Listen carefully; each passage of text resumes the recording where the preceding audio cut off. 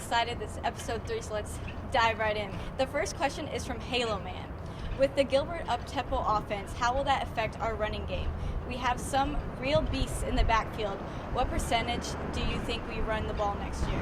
Okay, so first of all, I want to say beasts in the backfield, not sure about that. We know 3 guys who are returning, and that's Chris Warren, the third, Dante Foreman, and Kirk Johnson. With that being said, Warren kind of was the one we only saw in that one big game against Texas Tech, in which he had 470 yards for the season, and 276 of those yards came from that Texas Tech game. He had 4 touchdowns on the season, all 4 coming from that Texas Tech game. So do we really know him that well? I'm not sure about that. And then as far as Dante Foreman, he had a huge season last year. He had 672 yards and 5 touchdowns. So he's good. I have faith in him. He's a beast in the backfield, but he has to stay healthy. He has to. As far as Kirk Johnson, we don't really know him. He had played 4 games and had 44 yards. So I can't say he's a beast. I think Texas will run the ball a good amount, but we need a quarterback. All right, number 2 from LeBeau. Do you think that John Burt or Colin Johnson breaks 900 yards receiving this year? No, I don't think that they do, and I'm going to tell you why. Burt was the leading receiver last year, and he had 457 yards. Deshae Johnson was the second leading receiver, and he had 415 yards. You know how they reached 900 yards? They need a quarterback who can throw. Y'all know how I already feel about the quarterback situation. So with that being said, I don't see them hitting 900 yards. I think 500 would be a big deal because they need a quarterback, someone to throw them the ball. And then number 3 from, okay, I'm sorry if I butcher any names, Aquila 210. Do you think Connie Clark is in any danger of getting fired? If so, who do you think we should get to replace her? Connie Clark, for those who don't know, is the softball coach.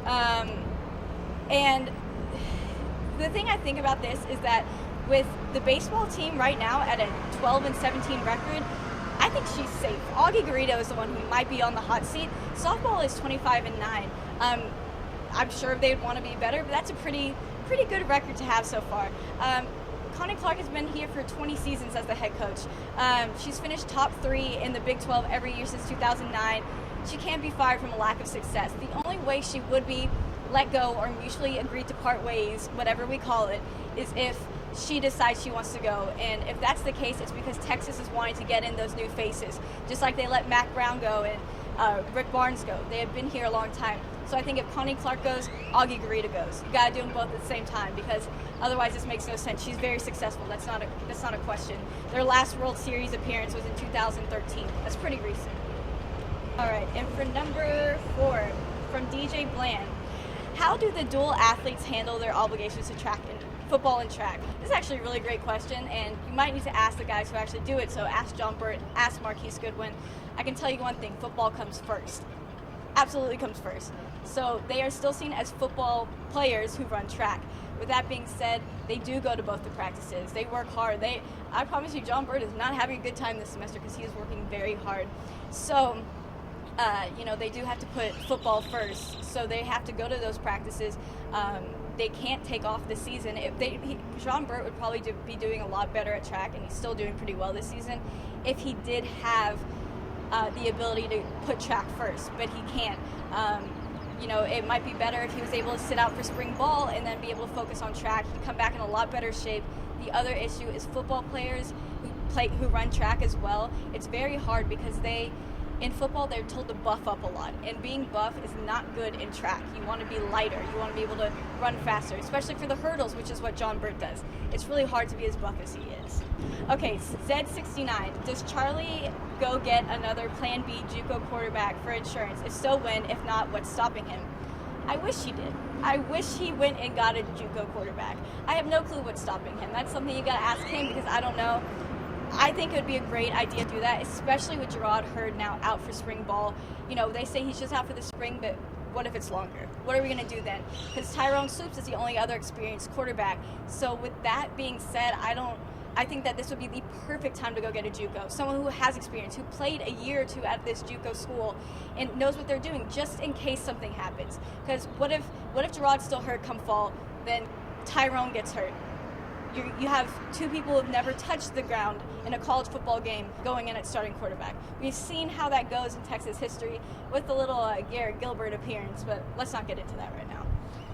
Hashtag Get Hooked asks, do you think Kai Locksley is going to change positions or transfer? I hope he doesn't either. I think this guy really does have a lot of talent, and I hope Texas is able to capitalize on that talent. He just needs a chance at this point. It's just about that. Y'all know how I feel about Tyrone and Gerard. I do not hate them, let me get that clear. I just do not think that they are quarterbacks. They are talented and should be used in other positions. I think Tyrone would be a really good tight end. I think Gerard Hurd could do some running back receiver type deal. I think Kai Locksley could be a very good quarterback. He's been mentored by Vince Young. Is there anybody better to learn from? No.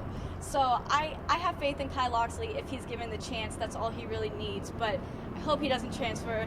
If he switches positions, at least we can always switch him back to another position. But if he transfers, he's out of here. So I hope that's not the case. With all that being said, those were your great 6 questions. Thank you guys for tuning in.